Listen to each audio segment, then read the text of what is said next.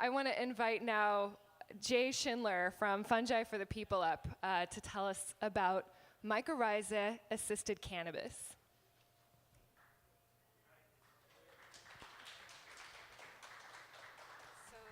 Hey, good afternoon, everybody.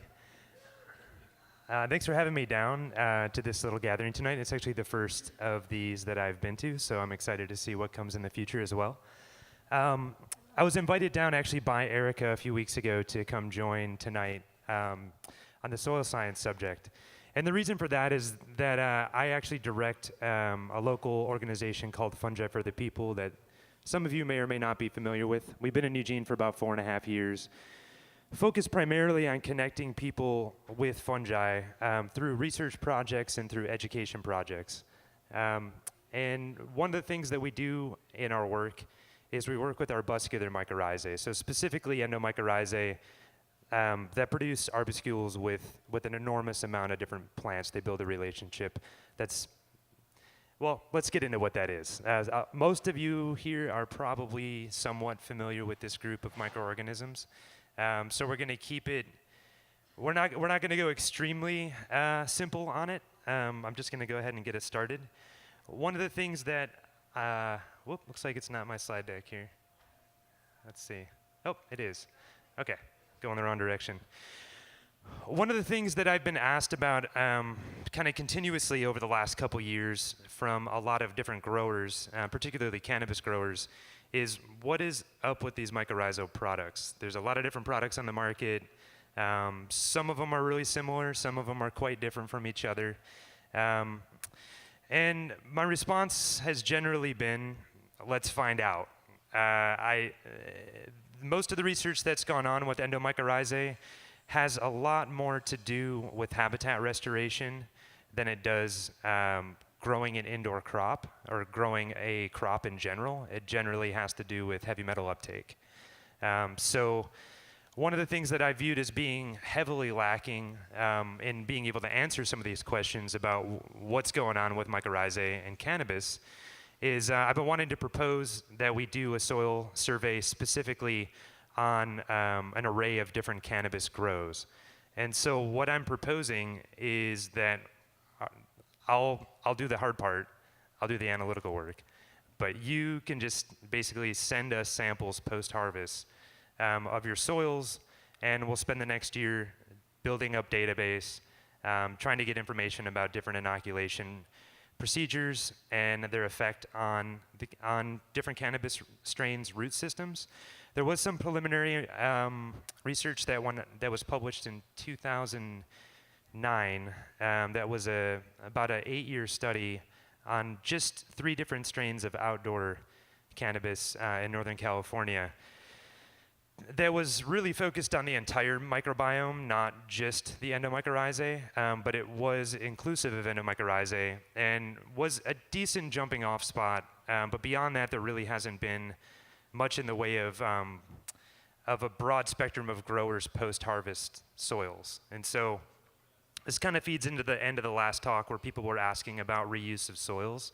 I also wonder about that quite a bit, primarily from the perspective of the endomycorrhizae that build up in those soils.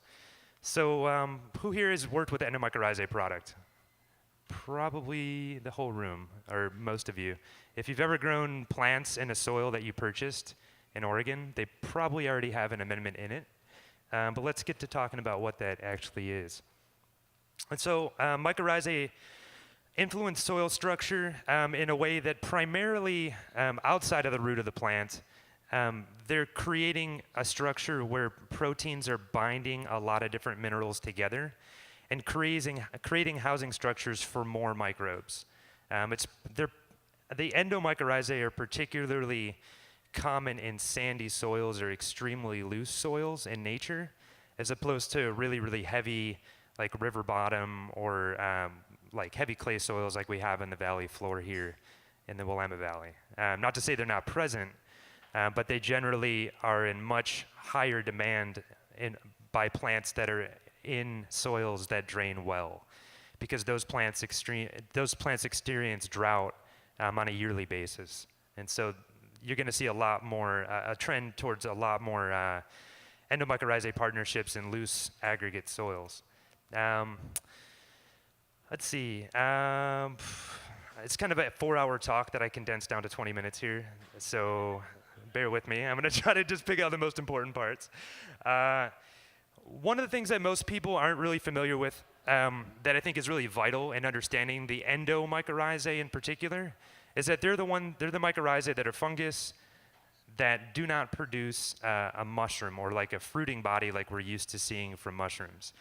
They carry out the entirety of their life cycle below the soil surface, and they primarily asexually reproduce, and so they're really not able to fling themselves up in the air across, a broad landscape, and so they're easily damaged in the soils, and that's the reason really that they're focused on so heavily for habitat ecology research or habitat restoration research, is because if a soil is tilled, or if a synthetic soil is made, and a plant is grown in it, especially from seed, endomycorrhizae tend to not be a part of seed inheritance, and so they're not going to come in with the new seed stock.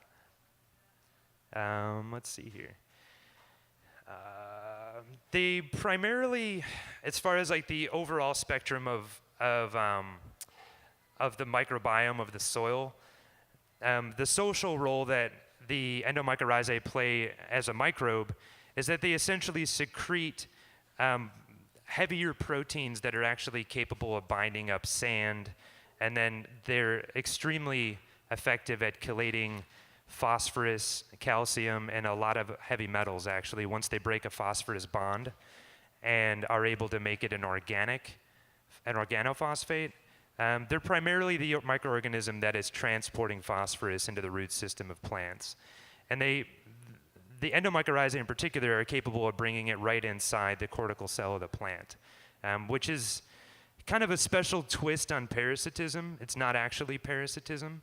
The fungi aren't capable of secreting enzymes that break open the cell wall of the plant. Instead, they actually secrete enzymes that encourage the plant to open up its own cell wall and allow the fungus to come in. It's a different take on root inhabitants. And so generally what's going to happen is that the fungus is going to grow really close to the root of the plant. And so in this diagram I have up here, hopefully it's clear enough, it's a basic pictograph of the morphology of a few different types or major groups of mycorrhizae. So generally people are confused on this baseline bit, like endo and ectomycorrhizae, right? Anybody confused on what's the difference between endo and ectomycorrhizae? Okay, enough people to cover it briefly. So it's all, really the proof is in the name itself. Latin tends to be pretty well utilized in microbiology. So ectomycorrhizae specifically grow around the cells of the plant. They can grow inside the root, but they spend a lot of their energy growing around the cells inside of the root. Whereas the endomycorrhizae, they're actually endophytes. And so an endophyte is capable of living inside the cell, not just around the cell of the plant, not just inside the root, but actually capable of living a part of its life cycle inside the cell of the plant. And typically, with the mycorrhizal relationship, we're going to be just speaking of it as a symbiotic relationship. It's a form of mutualism.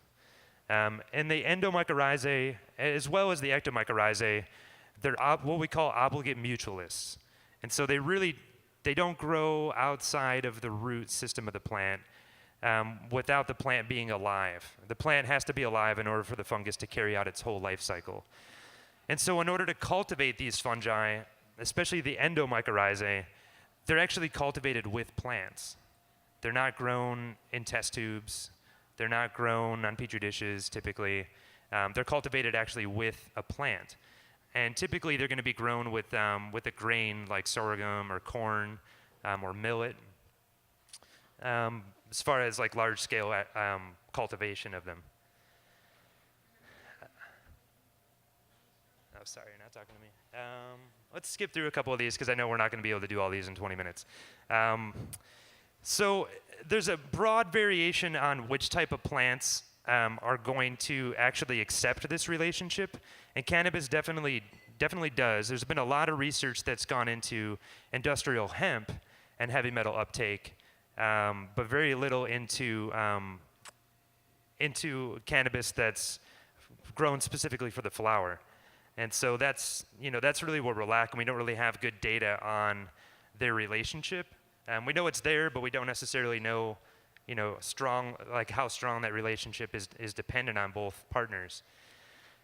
Generally, grains are what's studied. So 90% of a flax crop is typically dependent on arbuscular mycorrhizae.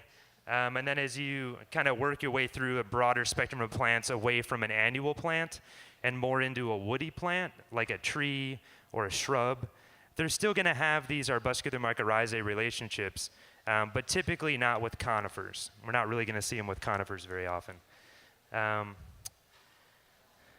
Let's see. The general structures of the endomycorrhizae are all going to be microscopic because they don't produce a large fruit body. So for most people, they exist, if you're not using a microscope, they totally exist without your knowledge, just like bacteria do. You may see bacterial biofilms after a while, but with endomycorrhizae, we really don't have a way to see them with our naked eye very easily. Typically, we're going to use a microscope. And the way that we're going to find them in the soil is we'll take a soil sample, and we'll actually we'll dilute it in water with a little bit of soap in it, and so that breaks the protein bonds.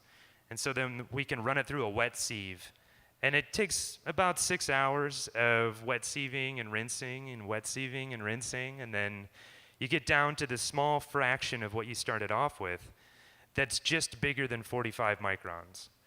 One of the most easy to work with aspects of figuring out if they're actually in the soil is the spore of the endomycorrhizae. They're quite a bit bigger than most other fungal spores. They're going to start around 60 micron all the way up through 200 micron. And at about 100 micron, if you're not used to using a microscope, about 100 micron, you can hold up a spore on the end of a pin, hold it up to the light, and you can just barely make it out. So that's about 100 micron. You can see their spores with your naked eye once you really get used to doing the microscope work. They're pretty big, is what it really comes down to. And then they have a number of different structures that they build inside the root of the plant itself. The primary structure that gives them their name, the arbuscular mycorrhizae, is this structure here, which we call an arbuscule. For those that can see it in any kind of detail, probably the folks up front, it kind of looks like a tree, right? A little bit. It's a phosphorus deposit generally, or a calcium deposit in some cases, that's actually inside the cortical cell of the plant root. And back in the mid-1800s when these were first found, when microscopes were really starting to develop pretty decently, microscopists were staining roots of plants and looking at them underneath the microscope, and what they saw was little trees inside of trees. And it really kind of blew their mind. They're like, why would there be little tiny trees? And so an arbuscule is a minuscule tree, right? That's really where the name comes from. And what that is it's the interface between the plant and the fungus at the cellular level. So that particular growth, that protuberance into the cell of the plant, is where the fungus makes its deposits. And it's very similar in structure to what root parasites do, because root parasites will also build a different looking but very similar structure where they'll pull the carbon or the really basic sugars out of the cell of the plant. This fungus is also doing it, but the plant dictates how much of it is given up. That's the main difference. It's not a true parasite. And so when it comes to these arbuscular mycorrhizae, the plant really is the dominant creature. The plant is really who's pulling the carbon out of the air and who's trading it off as part of its. We're going to do some questions in the end, but if it's brief, we can tackle it right now.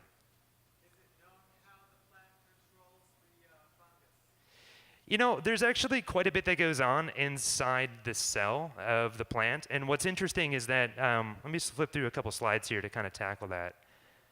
This is an arbuscule in a corn root that we did last year. And so what you can see here is, it's without looking through the microscope, it's hard to get a picture of this without a really, if you're looking at my computer, you can see this.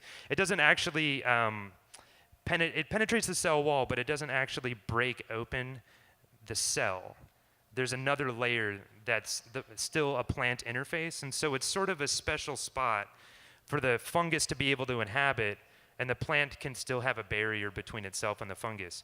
And so it's along that interface, right at the end of the arbuscule, where the fungus will deposit as much mineral as basically as it wants to, or as it can gather out of the soil and fit into the cell. But because there's that plant fungal interface still inside the cell, the plant is only going to take up as much mineral as it wants, but the fungus doesn't really release it until it can get a carbon trade-off. It's almost one and the same as far as the chemical reaction. Like the plant puts out a carbon-hydrogen-based sugar, and that actually bonds with the mineral and breaks the sugar into a simpler form. The fungus takes part, the plant takes the other part. So the plant has to give up that bit of sugar in order to get that cellular wall passed through from the fungus. Does that answer your question okay? Okay. If you want to talk about it later, we can get into more detail about it, but I figure most people won't want to really know specifically what that difference is. But back it up a little bit here. Oh, I'm going the wrong direction. This thing's kind of backward.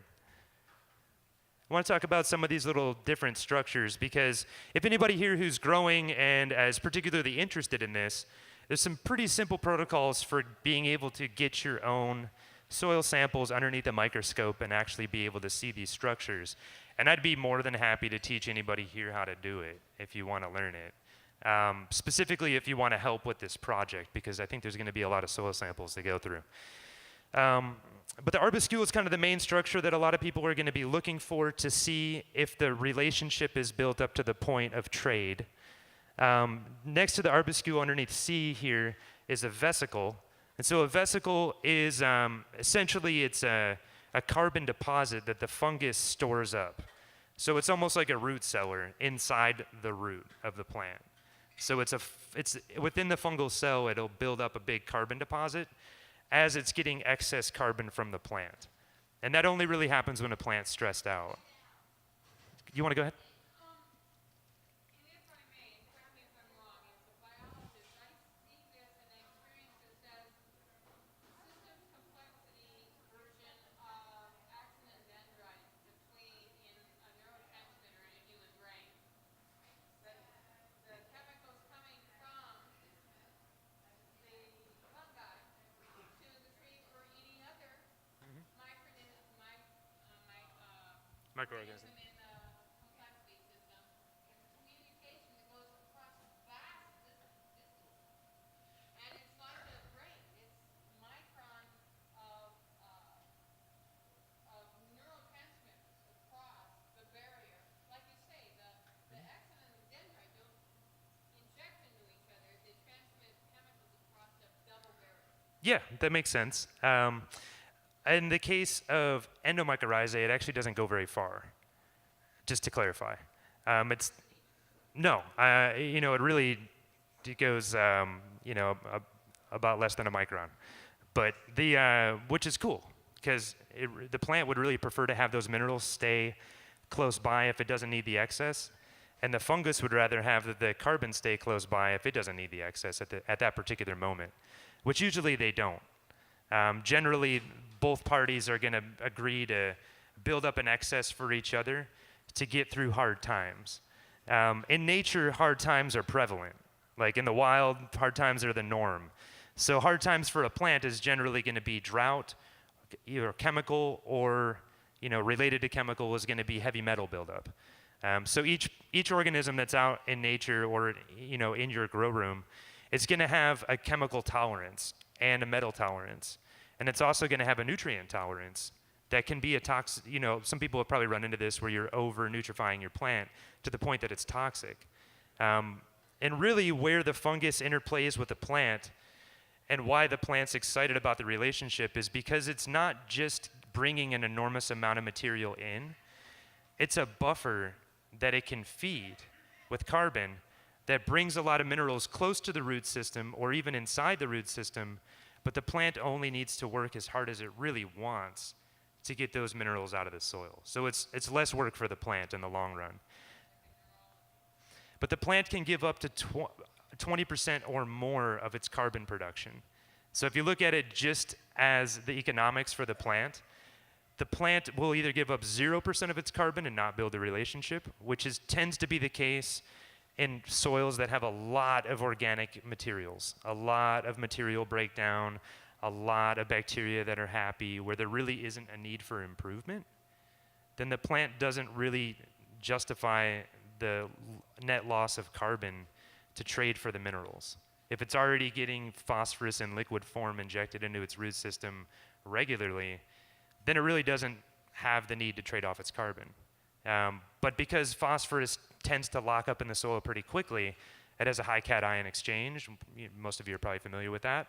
It's one of the main reasons that phosphorus is mined is because it needs to be replenished in soils that are not thick with endomycorrhizae, which is most agricultural soils at this point, frankly, or any sterile soil. So let's flip through a couple more structures here. The spore itself, like we said, is really large.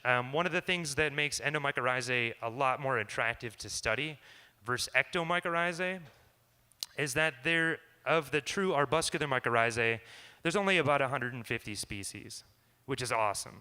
When it comes to ectomycorrhizae, there's about 5,000 species. So it's a big difference. It's like a lot easier to remember the names and know what they look like and actually identify them potentially to species. The other thing is they have a relationship with about 95% of plant species, which is really about 98 to 99% of total plants on the planet. And cannabis is definitely one of them. Spores are essentially the resting stage of the fungus. And so a spore can stay dormant for many, many years. And in the case of arbuscular mycorrhizae, the spore is the most resilient part of the fungus. The fungus typically sporulates when it knows it needs to go into dormancy. When its carbon supply is starting to run out, the plant's going into the fall season, or you just topped it or cut off the whole plant and harvested it. It's really at that point, when the plant's no longer photosynthesizing, that the fungus has to dip into its carbon stores and build spores, which tend to have hundreds or thousands of nuclei. So it takes a lot of energy for them to build a spore, which is really cool. The germination of the spores don't completely depend on the plant itself, but typically they do. The spores tend to stay inert until there's a plant nearby, or not inert, but asleep, essentially, until there's a plant nearby that's secreting enzymes essentially of need. A plant that's secreting a lot of protection enzymes because it doesn't have an endomycorrhizal partnership. That'll wake up the spores, and then the spores essentially bond with the plant at that point.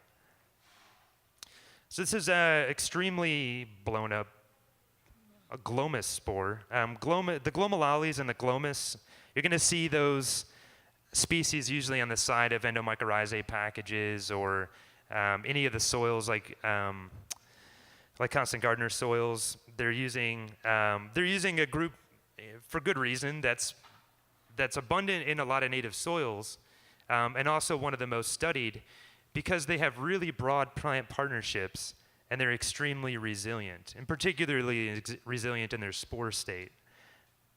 So when we're looking underneath the microscope, like this is a microscope image, underneath the lens, it's blown up only about 1,000 times, but here it'd be on the multi-million scale because the spore, like we said, is, less than the size of the tip of a pin. So that's, this is 102 microns right here. So this is actually a rather large glomus spore. It's probably about 130 microns across, which is cool because those are the type that get caught on a 45 micron screen when we're actually physically sifting out and screening the soils. The other feature we were talking about was the arbuscules. It's more or less let me see if I can get this thing to work. There we go. So this is inside of a corn root that's been bleached and then stained with tryptophan blue.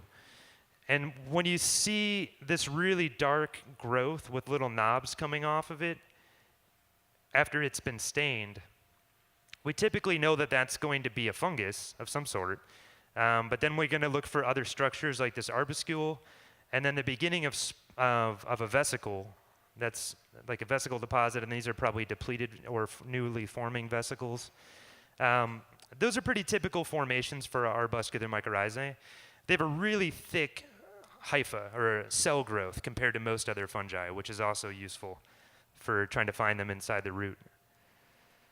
And then the vesicle itself, in this picture here, is a little bit zoomed out from the last one. We can see that there is, go ahead and work, there we go. Some really dark growth right here, and right here, and right here. Those are not arbuscule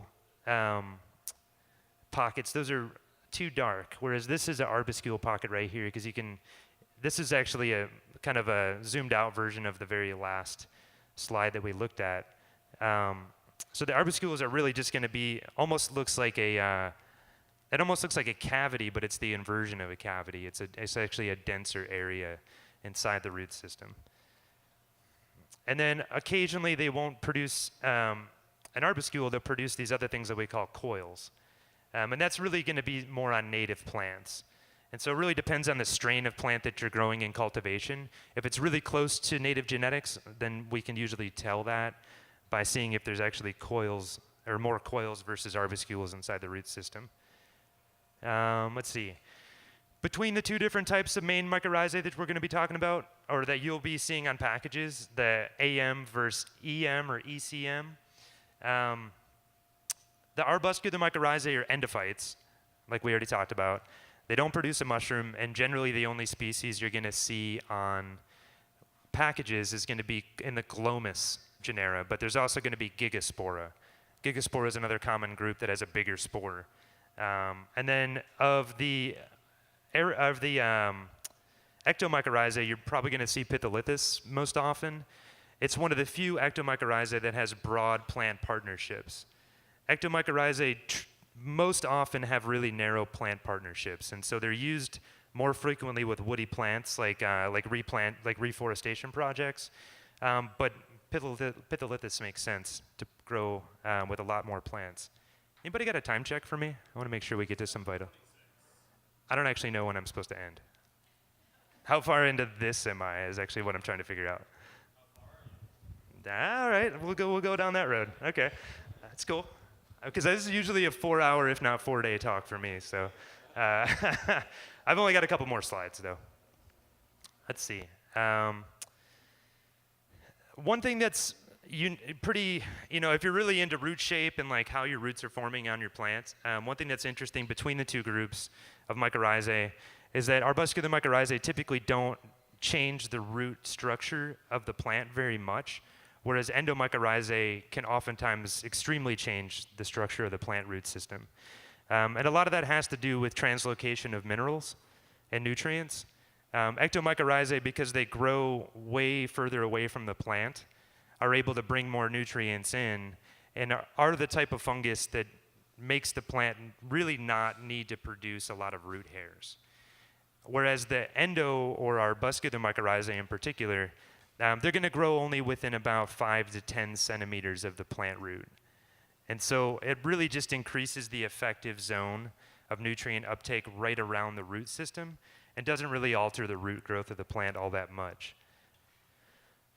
Let's get to some other pictures here. Phosphorus is your primary mineral uptake from arbuscular mycorrhizae. It's definitely not the only thing, but it's your primary mineral that's being uptaken into plants. And so typically the relationship of the plant developing more of a bond with the fungus, that's going to be found more in phosphorus depleted soils. And so the idea here being, if you're working with a lot of arbuscular mycorrhizae, you shouldn't have to use a lot of phosphorus additions into your soil. Because they kind of, it's like having a little bit of phosphorus and a lot of arbuscular mycorrhizae makes sense, or a little, very little arbuscular mycorrhizae and a lot of phosphorus that's bioavailable, consistently added. Those two scenarios make a lot of sense. Having a lot of both of them, one really negates the other. That's primarily the reason the plant will build the relationship. That and drought resistance. Drought resistance is one of the main other reasons for the plant building the relationship. If we want to look at a basic tree of the different groups of the Glomeromycota, that's what this would be. There's the Glominae, which are your glomus group. It's essentially, a pretty big group of fungi. It's about 150 species that all have pretty similar looking spore structure. And then you've got the Gigaspora, which are generally bigger spores, more nuclei, a lot easier to spot in the soil, which is cool. And both are relatively unknown which species really bond well with cultivated cannabis, particularly indoor cultivated cannabis. So that's it's actually a really big question. There isn't that much research on this. If anybody can find more research, I've looked pretty high and low for this. If you can find more publications, please send them my way. It'll really help speed things up. I'm really interested in knowing which species of glomus specifically benefit cannabis, particularly indoor grown or synthetic soil cannabis, where the soil is actually being created, where there wouldn't be any ambient endomycorrhizae. So I'm interested in that question. We're also interested in what are the best practices for supporting mycorrhizae cannabis and cannabis mutualism? Is it going to be watering less? Is it watering more? Does using a lot of trichoderma, which is a mycoparasite that specifically eats fungi? Does having a plethora of trichoderma decrease the relationship, or does it potentially increase the relationship? That question still kind of hangs. Which product types are really shelf stable? That's a question I get from all the grow shops that I go into. It's like, well, we got all these products every year. There's some new ones. Every year we lose a couple old ones. There's some stalwarts. There's ones that have been in the store for a decade. Which ones are shelf stable? I'm not going to answer that question.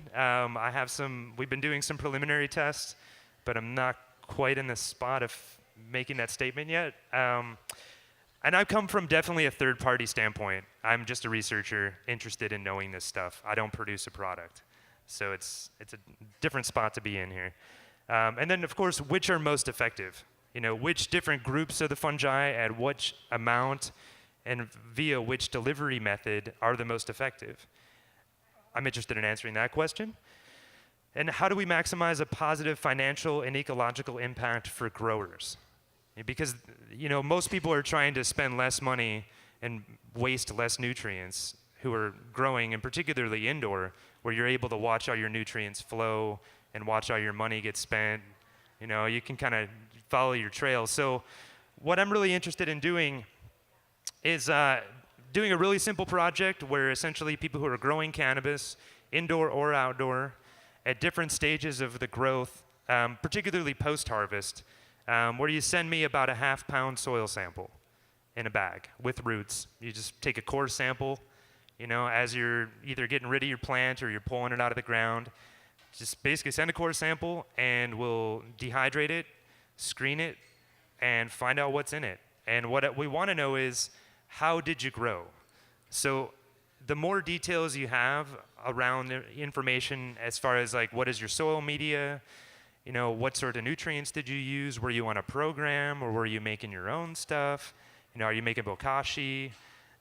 All of these things apply. The more data that we can get, essentially, the better. Then we can start trying to answer these questions. And so if you want to participate in this, if you contact me, my name's Ja Schindler, either through our website at fungiforthepeople.org or through my email. Please don't call about it. It'll be a lot of phone calls. I'm also going to be here for the rest of the night, and I've got some handbills and a sign-up sheet. And so if you want to just give me your basic contact info, and then we can send out a blast email and basically just give you the simple protocol on how to bag up your soil sample. And then, of course, we're looking for any kind of donations if people want to help support the work or volunteer to help with the lab load, because I'm really hoping that we actually get quite a few hundred samples in this next year. That way we can have a good database of information to start working from. So, yeah, I want to open up for questions if anybody has any. Okay, good. There's one question. I'm a mushroom amateur mycologist, but go ahead. Yeah. Can you touch on blue oyster mushrooms and the benefit of them producing CO2 for an indoor grow, Okay. as well as answering the question. I had a random mushroom pop up in an indoor medium grow. Let's and- tackle one at a time. How's that? Yeah. Okay, so first question that you had was probably pertaining to some of the products that are on the market around CO2 production in a grow bag. It was like an oyster mushroom. I've seen them, yeah, but I read it was they're actually blue oyster fungus. Uh-huh. That's also a very prized one. Yeah, a good edible mushroom. Yeah. Okay, I get a free microphone. So are you asking specifically about does it make sense to use it, or are you asking is it a good edible? Could you just touch on it? Just tell us. Okay. Tell the group about it. I'm just curious, a little more information. Parts per million that you might be able to expect from something like that. Sure. Okay. Well, It's we're a been commercial natural. we're commercial mushroom growers. We don't do oysters that much. We just started a new facility in West Eugene, so I have pretty good data on our CO2 emissions. Organic CO2. In our inoculation room, where we have about 1,500 or so of those bags at any given time, the parts per million is about 24,000. It holds at about 24,000 parts per million of CO2. If everything is an activated grow, right? So if the bags have been recently inoculated with the fungus, and they're actively vegetatively growing, having over 1,000 bags in a room is going to quickly deplete a lot of the ambient oxygen at the level that we would appreciate having it, and drive it well above 20,000 parts per million. But an individual bag, if we put a CO2 monitor up to an individual bag of growing vegetatively growing oyster mushrooms, so they're growing out, so to speak, not fruiting. Fruiting's a lot different. But when the fungus is actually growing through as a mold, they'll usually be kicking out. I mean, we've gotten them. We've taken readings from some fungi that are over 3,000 parts per million at the filter patch, so where it would be the highest on the bag. But other fungi can be higher. Other fungi are lower. Oyster mushrooms tend to be on the high side for a very short period of time, and because they eat really quickly, and so then they deplete their food source. Really, they're really good at getting nitrogen out of their food, is what it really comes down to. A lot of other fungi are a lot slower, and so it'll be an extended 4 or 5, even 6 months of, you can see the bag's puffy essentially because CO2 is heavier, denser than O2. So and then you just put the CO2 monitor right up to the filter where it's kicking out the CO2, and you can read it. Does that kind of answer the question? Yeah, I'm not really sure what the question was, but Either am I. you So, elaborated on it. so let's take yeah, a question thank you. for somewhere else so we don't go down that same road twice. Okay. Let's talk afterward if you want. Yeah. Does anybody else have a question? Something really exciting you said. You mentioned the high phosphorus from using the mycorrhizal, correct? Can you restate that? You said that high phosphorus content in soils that use mycorrhizal. Did I hear you right about that? I'm not sure because what the endomycorrhizae are particularly good at doing, especially the arbuscular mycorrhizae, is taking phosphorus from the soil that would otherwise be locked up, chelating it, bringing it into an organic state, and then actually delivering it right inside the root cell of the plant.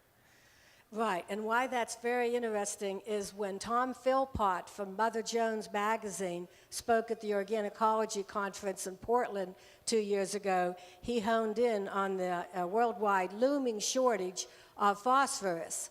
Yeah, And, that's the main reason this research gets funded Really in the important. broad picture. And he mentioned that in Florida, there's huge mountains of radioactive tailings left over from phosphorus mining, and that Morocco is one of the major sources of phosphorus in the world. And is it Russia is the other place? There's another country, I think. There's Morocco, Sudan, and then there's a bit coming from Indonesia. U.S. is ranked really low as far as phosphorus production, for really good reason. Most of ours is underneath the Everglades. It's in southern Florida, and it is being mined actively, like you're saying. And Florida is actually a hotbed for research in endomycorrhizae. That's where I trained, was down at University of Florida in Gainesville a couple years back with a researcher there who studies arsenic uptake and dune restoration and things like that. But the point you're really getting at there, you're hitting home on, which is super important, is that we've already passed peak phosphorus, essentially.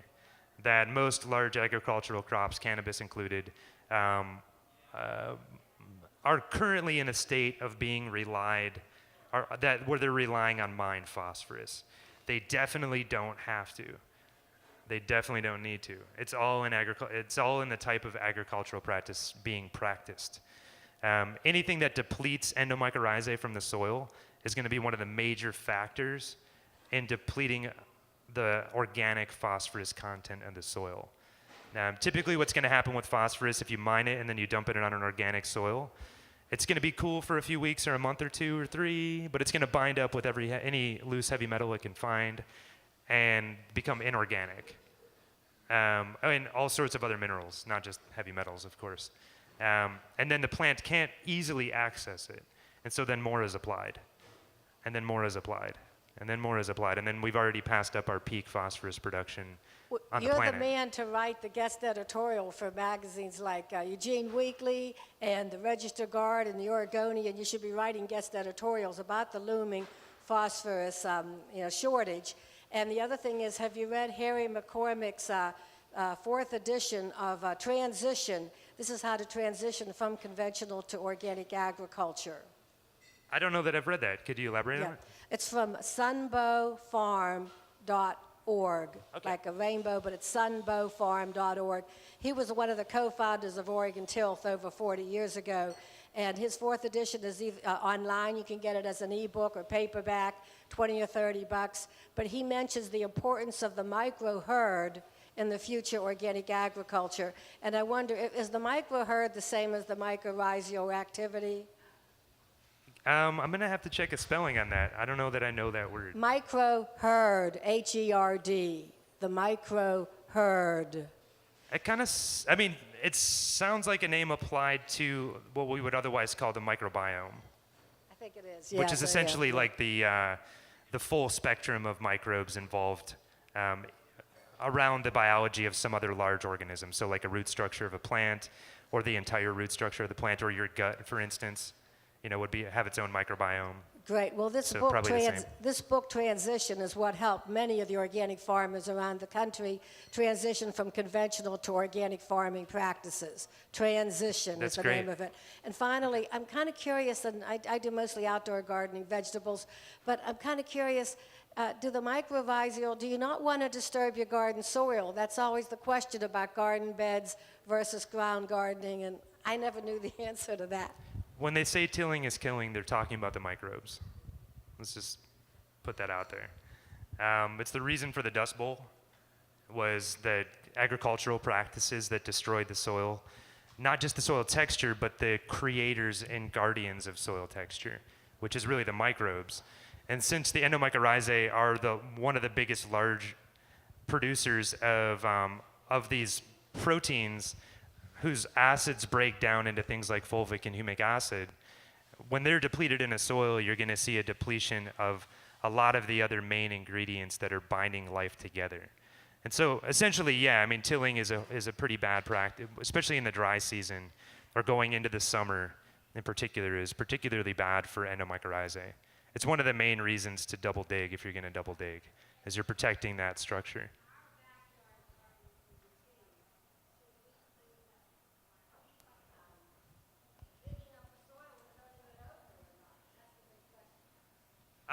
That's a question that's a little bigger than I want to put myself in the hot seat for, because there's a lot of things that people are going to argue about on that front, right?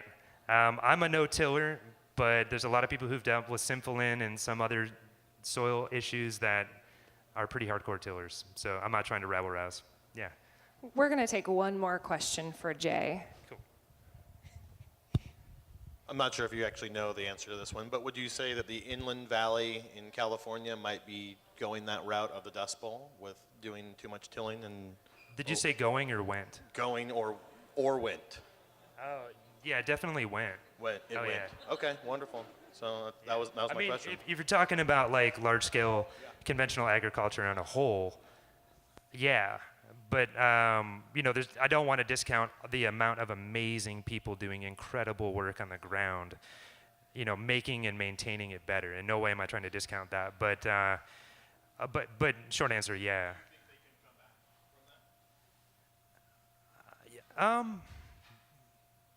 Yeah, I mean, I have a lot of hope in humans. I think that we're all really interested in doing better, you know, and we're all connected. I mean, there's a silly little invisible border between here and California. I'm not from California. I'm from the east side of Detroit, you know, but there's a bunch of borders between here and there that are silly. And I think agricultural practices that are questionable are not just restricted to, you know, one place. So, anyway, yeah. Thank you very much, Jay. And don't forget, he's got handbills and a sign-up sheet there with him too. So if you're interested in participating in his project, make sure you stop by and say hi.